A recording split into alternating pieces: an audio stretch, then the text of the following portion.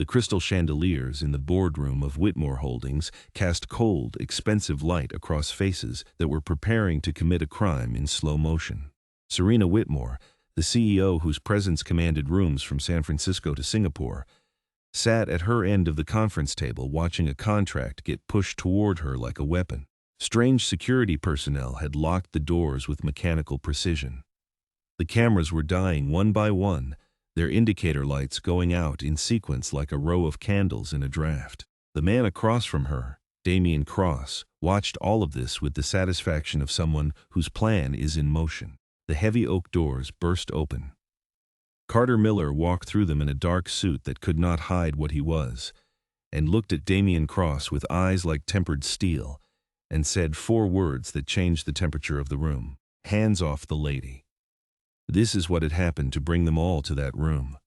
Whitmore Holdings occupied 47 floors of glass and steel in the financial district. Its boardroom had seen billion-dollar deals and corporate dismemberments, but nothing quite like what Damian Cross had spent 18 months building toward. He was 40 years old, gaunt, precise, the largest shareholder after Serena herself. He had identified every leverage point, every procedural vulnerability, every loyalty that could be purchased. He had a legal team that had quietly amended internal protocols during meetings Serena couldn't attend. He had arranged for security cameras to experience reliable maintenance issues.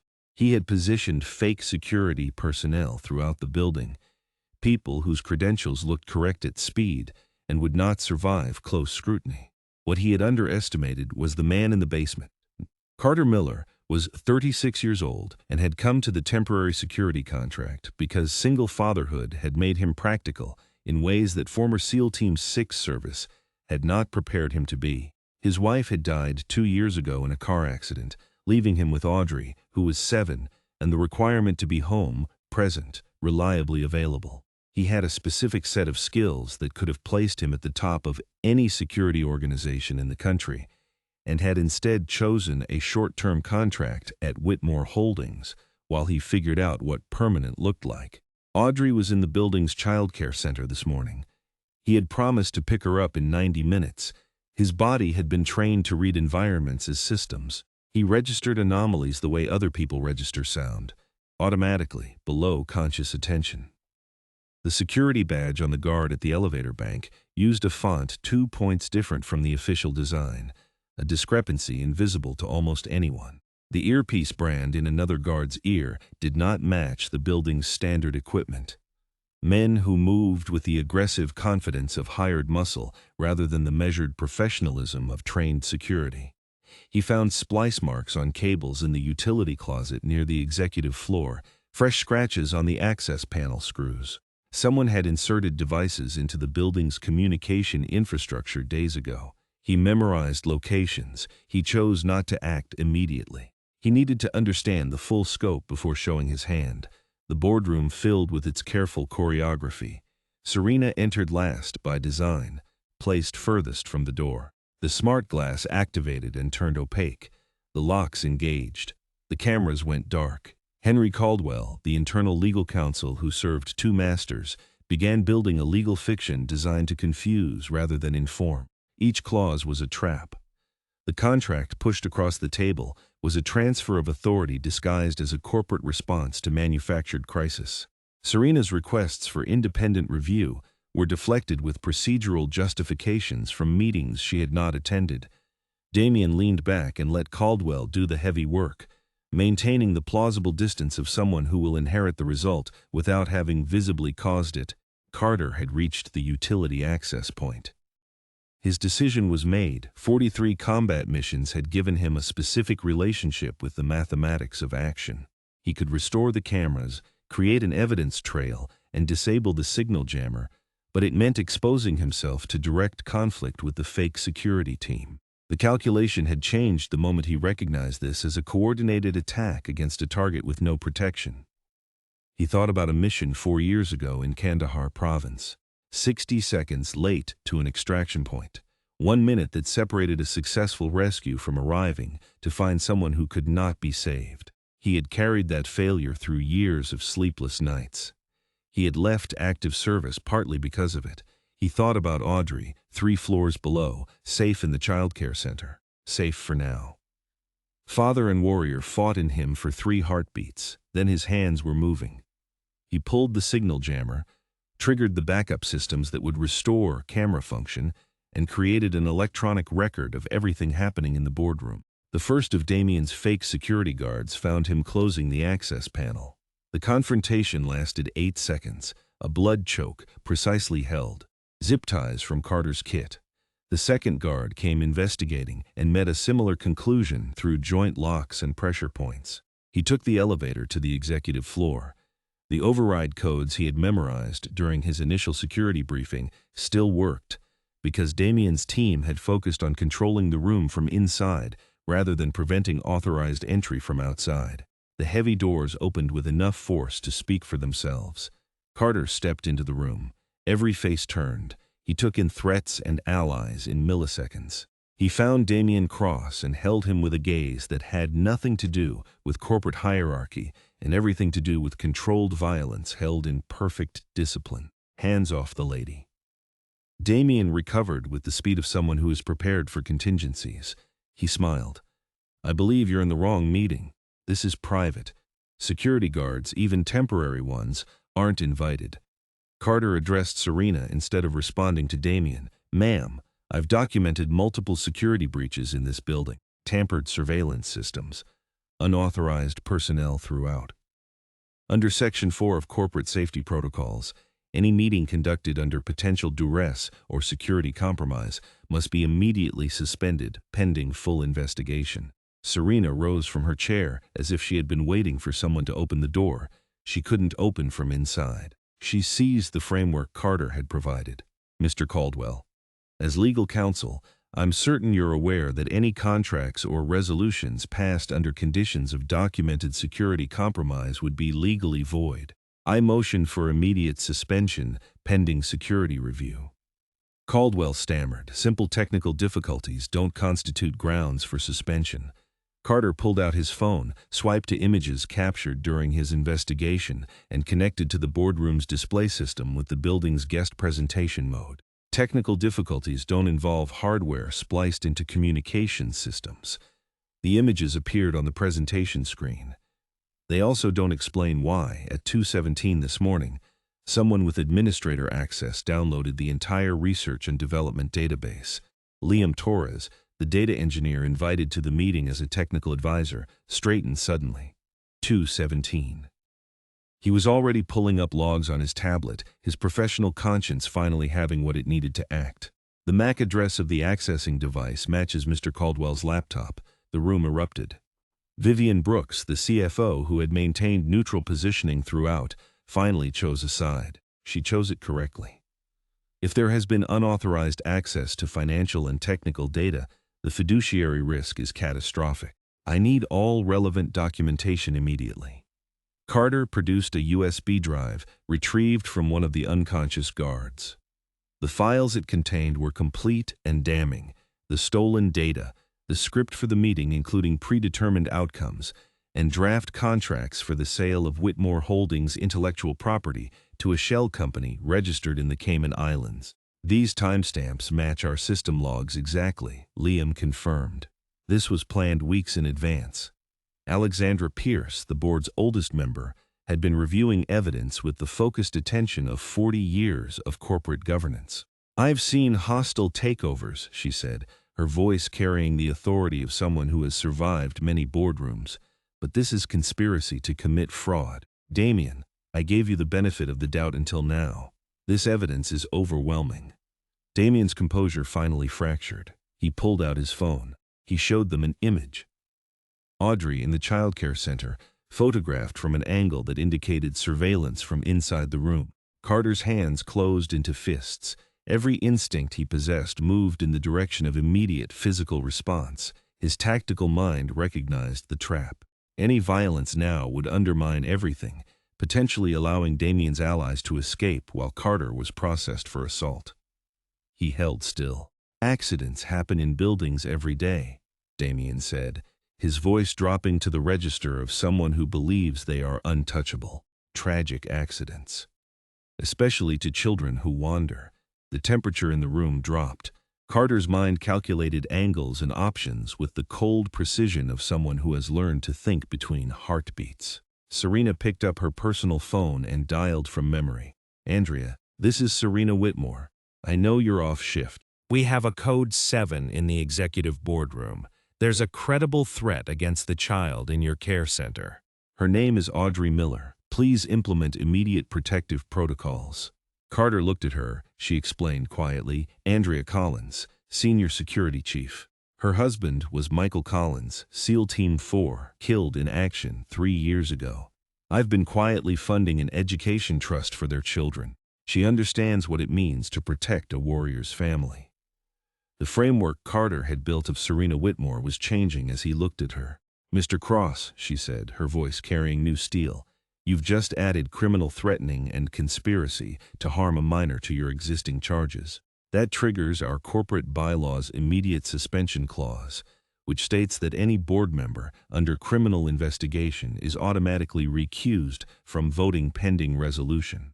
Carter said, "There's also the stop the clock provision. When there's evidence of coercion or threats during a board meeting, any member can invoke immediate suspension pending ethics review. The provision requires 2 board members to activate." "I second the motion," Alexandra said immediately. "Third," Vivian added, "Serena activated the Emergency Ethics Committee through a recorded conference call. Every word documented, every action preserved." Carter's phone buzzed. A message from Andrea Collins, "Package secure, 2 attempted intrusions neutralized. Law enforcement en route." He kept his expression neutral. "In my experience," Carter said conversationally, "people who make threats often forget they're being recorded." He gestured to the cameras that had reactivated, their indicator lights burning steadily. "They also forget that conspiracy charges become federal cases when they involve wire fraud." Damien's phone rang. His lawyer on the other end, delivering news that had turned the call into a liability. Federal agents were already in the building. "There's something else you should know," Serena said. "This entire meeting has been live-streamed to our secure legal archive since Mr. Miller restored the cameras. Every word, every threat, every admission of guilt is already in federal custody." The boardroom doors opened again. Blue windbreakers, yellow letters. Federal agents moving with the efficiency of people who have executed multiple simultaneous warrants and know how this part goes. Damien Cross, who had entered the room expecting to steal a company, left it in federal custody. Caldwell tried to slip through the chaos toward the exit. A gentle hand on his shoulder redirected him. Vivian had already begun the financial audit, cooperating completely, making the calculations of someone choosing between possible outcomes. Alexandra moved an immediate vote of no confidence in both men. It passed unanimously among the remaining board members. Then she moved to confirm Serena as CEO with full authority. The vote was unanimous. Carter slipped out during the cleanup. His job was done, his contract technically fulfilled, and he had no desire for what was coming, the media, the analysis, the circus of aftermath. He had Audrey waiting and a promise to keep. Serena found him at the elevator. "Thank you," she said. The simplicity of it, carrying weight that transcended its 2 words, "just doing my job." Though they both knew that was a lie, his job had not required him to choose. His job had not required him to stand in the door and say 4 words, while everyone in the room waited to see what followed them. "I read your file," she admitted, "when you applied. Former SEAL Team 6, Silver Star, Purple Heart, widowed, raising a daughter alone. You could have run any security operation in the city." "Sometimes the small jobs matter more than the big ones," Carter said. "Sometimes protecting one person makes more difference than protecting thousands." The elevator arrived. "I'm going to need a new head of security," she said, catching the door. "Someone I can trust. Someone who understands that protecting a company means protecting its people, not just its assets, full benefits, educational trust for dependents, and the understanding that family always comes first." Carter thought about Audrey, about stability, about what it would mean to be in one place doing one job with hours that kept him present. "I'll think about it." Serena smiled. "By the way, your daughter is in the executive conference room with Andrea. She's been reading to some of the younger children. Ocean adventures and brave sailors, apparently quite the storyteller." The elevator doors began to close. Carter heard her last words, like father, like daughter. Andrea Collins stood outside the conference room, and they recognized each other in the way of people who share a particular kind of loss and are not strangers to each other's specific weight, even when meeting for the first time. "Your daughter is remarkable," Andrea said. "When we implemented protective protocols, she started keeping the younger children calm. She said her daddy taught her that being brave means helping others when they're scared." Through the glass, Carter saw Audrey sitting cross-legged on the carpet, surrounded by smaller children, holding a picture book, her hands moving with the animated gestures of an enthusiastic narrator. She was adding her own details. He knew this because she always added her own details. The books she read were always longer in Audrey's telling than on the page. She had grown up fast. He knew this. He was proud of it and sorry for it simultaneously. The door opened and Audrey saw him. She closed her book, said a proper goodbye to each child individually, walked to her father with the dignity of someone twice her age, and then launched herself into his arms with 7-year-old enthusiasm. "Miss Andrea said it was an emergency drill," she told him, "but I knew it wasn't because you taught me what real emergencies feel like. So I helped keep the little kids calm. Did I do good?" "You did perfect, sweetheart." He held her tight. Serena appeared in the doorway, heels gone, standing in stocking feet that made her look more herself than any version of her he had seen in the boardroom. She had the particular quality of exhaustion that comes after surviving something. "Miss Audrey," she said, dropping to the child's eye level with natural grace, "I heard you were very brave today. Thank you for taking care of the younger children." Audrey studied Serena with the direct gaze that children use before social conditioning teaches them to look away. "You're the boss lady. Daddy helped you today, didn't he?" "He did. He doesn't like being called a hero." Audrey said this matter-of-factly. "He says heroes are the ones who don't come home. He came home, so he's just daddy." The words stayed in the air. Serena's eyes found Carter's over Audrey's head, and in that look was a recognition that transcended the different worlds they had come from. Both of them knew about loss. Both of them understood what it cost to keep going. "I have something for you," Serena said, producing a beautifully illustrated book about ocean exploration. "It's about the deep sea, where the bravest explorers go." Audrey accepted it with both hands, the way Carter had taught her to receive gifts. "Thank you, Miss Serena. Will you come read it with us sometime?" Serena's pause before answering was barely visible, but Carter noticed it. "I would like that very much." They rode the elevator together, father and daughter and CEO. The lobby was filling with reporters. But there was a side exit, a quiet route through the parking garage. "The offer stands," Serena said as they reached Carter's practical sedan. "Head of security. A chance to build something better. Protect people, not just property." Carter buckled Audrey into her seat. When he straightened, his decision was made. Monday morning, 8:30. Serena confirmed it. "Your office will be ready." She released the door, stepped back. As Carter drove away, he caught her in the rear-view mirror, standing in the garage watching them leave. Smaller without the boardroom backdrop, more real. Stronger somehow, as if surviving the morning had refined rather than depleted her. Audrey was already deep in the ocean book. Carter reached back and squeezed her knee. Their signal for everything is okay. She squeezed back without looking up. The morning sun came through the parking garage exit and filled the car with light. Behind them, Whitmore Holdings stood against the sky, no longer cold, warmed by the knowledge that within it, the right person had stood in the door and said the words that needed to be said. Audrey looked up from her book eventually. "Daddy, the brave explorer in here, she looks like she's afraid, but she goes into the deep water anyway." Carter watched the road ahead. "That's the point, sweetheart." Audrey considered this. "Is that what you did today?" "More or less." She went back to reading. Outside, the city moved forward in its usual indifferent way. But inside the car, a man who had said 4 words in a doorroom was driving his daughter home, and the morning felt like the first morning of something new and worth protecting. Which, it turned out, was exactly what it was. Carter Miller took the job.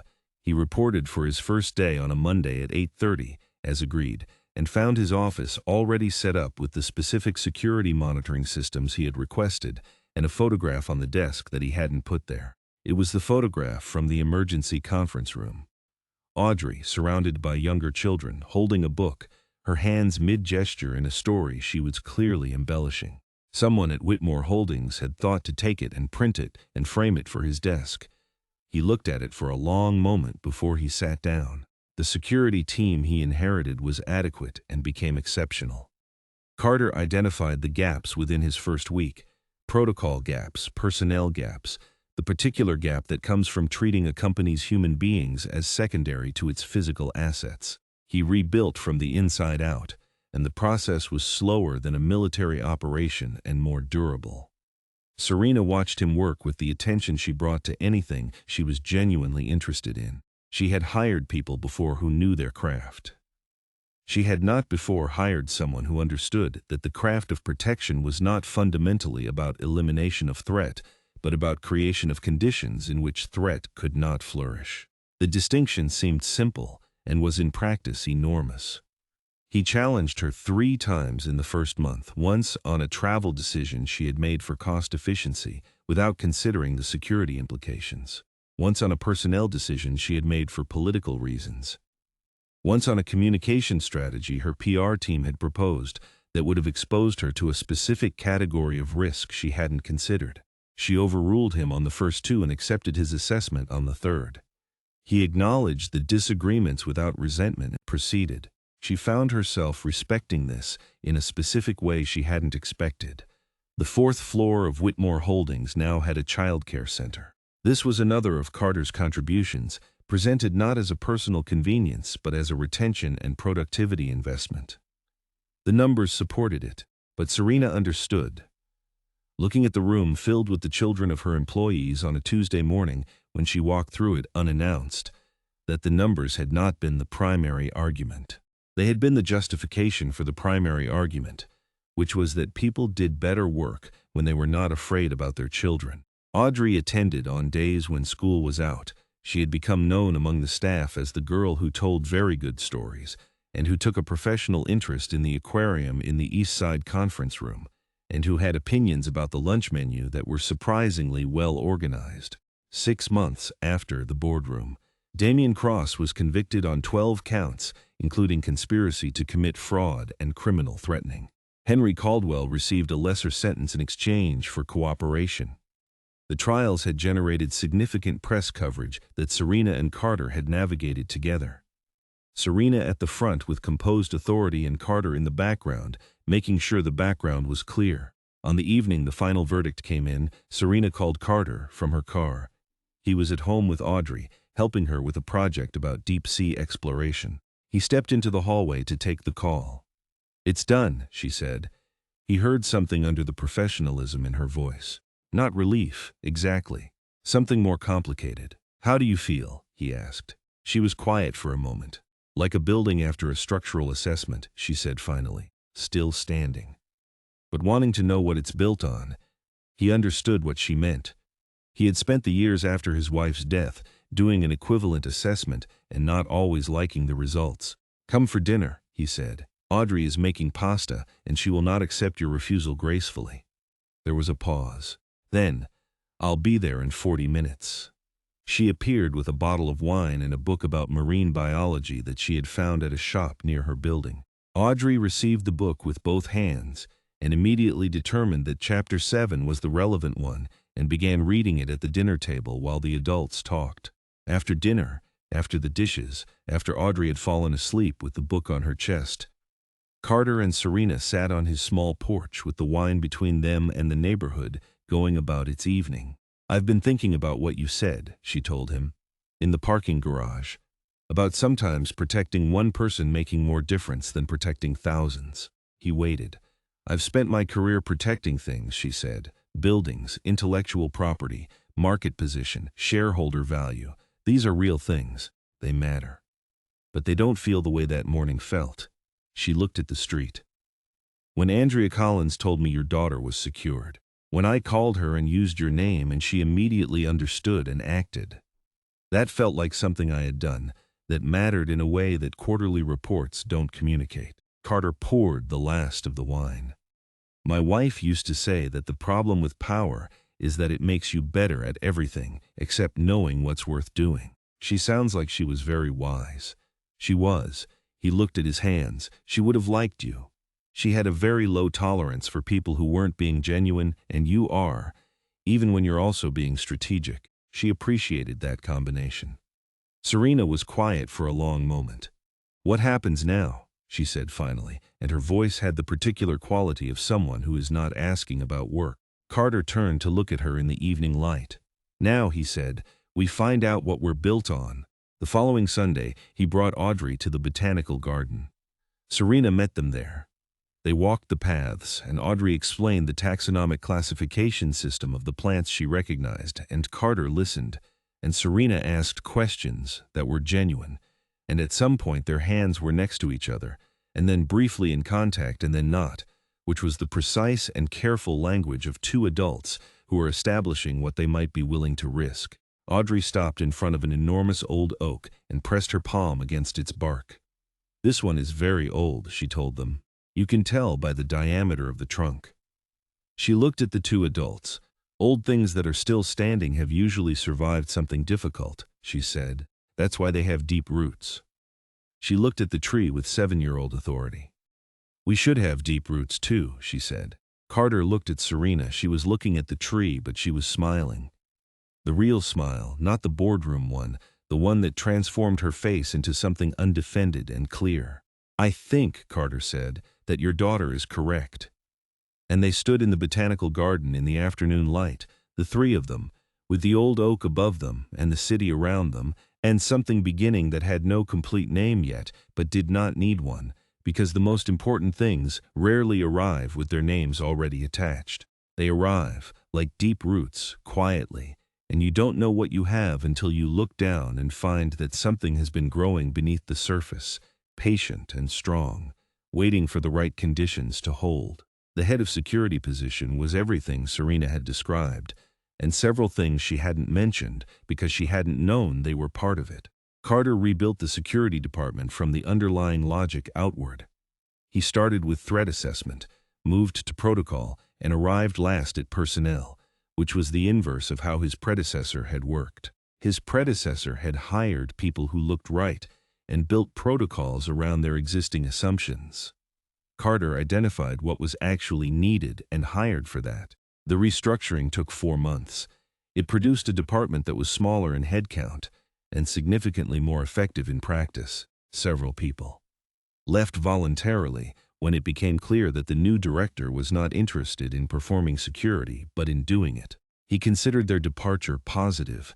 Serena watched the reconstruction with the attention of someone whose company depends on its outcome and whose interest has become personal as well as professional. She did not interfere. She asked questions that were genuine rather than supervisory. She incorporated the answers. Their collaboration developed a rhythm. Weekly briefings on the department's assessment of current threats, which Carter delivered with the directness that characterized everything he did and which Serena had come to rely on because she knew she was receiving complete information rather than a managed version of it. Daily proximity as he moved through the building in the pattern of a security director who believes the most important intelligence comes from first-hand observation. The irregular encounters in hallways and conference rooms, and the building cafe that were professional in their content and had begun to carry something beyond their content. Andrea Collins was now the building's senior security chief, her military widow's understanding of what was at stake translating into a management style that was demanding and deeply fair. She and Carter worked well together. She sometimes brought cookies to the morning briefings. Carter ate them without comment, which she had established was his expression of approval. Audrey came to the building on school breaks and holidays. She was known throughout the floor, where she had established herself as the person to consult on questions about marine biology, ocean exploration, and the proper method for resolving conflicts in the playground, about which she held specific views. She had become friends with the daughter of a software engineer in the technology division, and the two of them were sometimes encountered in conference rooms, conducting what they described as important meetings. Carter found them in conference room B one Thursday afternoon with a whiteboard full of diagrams. He stood in the doorway. "What are you working on?" he asked. Audrey turned from the whiteboard. We're designing a better emergency evacuation plan for the building, she said. The current one has 3 bottlenecks. She pointed to the diagrams. We've identified alternative routes and estimated the time savings. Carter looked at the whiteboard. The analysis was not wrong. He told Serena about it at the end of the day. She listened to his description and then called the facilities director and asked him to review the proposal with the relevant engineers, citing the junior consultants by name. The modifications were implemented within a month. Audrey received a formal thank you letter from Whitmore Holdings, signed by the CEO. She framed it and hung it in her room next to the marine biology poster. Carter's first dinner at Serena's apartment happened because Audrey asked whether Miss Serena cooked or ordered food, and Serena, who was present for this question, said she mostly ordered food but could prepare certain things, and Audrey said that she should come to their apartment for dinner then, because Carter made very good pasta, and the statement created a social obligation that neither adult chose to redirect. The dinner happened on a Thursday evening. Carter cooked. Serena arrived with wine and a children's encyclopedia about ocean exploration that Audrey received with both hands and immediately began consulting at the dinner table. The evening was easy in the way of things that have been prepared for longer than the event itself suggests. After Audrey was asleep, they sat at the kitchen table with the remains of the wine, and the ease continued. They talked about the things they knew about each other now and the things they were still learning. They talked about the trial, which was in its 3rd week and was producing outcomes that were legally sound and emotionally complicated. They talked about the specific quality of doing a job that required constant vigilance and how you learned to turn the vigilance off. Or if you do, Serena said. I'm learning, Carter said. It's better than it was. She looked at him across the table, with the specific attention of someone who is not performing evaluation but is genuinely looking. Audrey trusts you completely, she said. I've watched her with you. She tells you things and she trusts that you'll receive them correctly. She's the most honest person I know, Carter said. Sometimes inconveniently so, Serena smiled. Children often are. Before social training teaches them that honesty is optional, she turned the wine glass slowly between her hands. I spent years learning to manage what I revealed about myself, she said. In this industry, in this position, there are significant advantages to being harder to read than you are. She looked at him. Audrey essentially told me to drop that with you. The day in the conference room when she said her daddy is just daddy.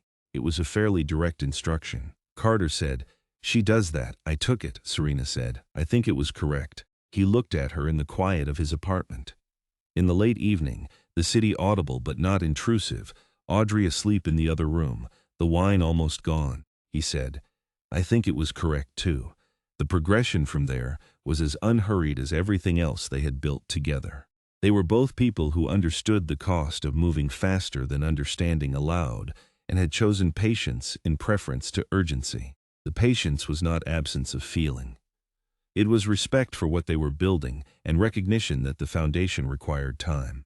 Audrey, asked on a Saturday morning in the spring what she thought about Miss Serena, said, she's serious but not mean. She learns things fast. She makes you feel like she's actually listening. Is that enough?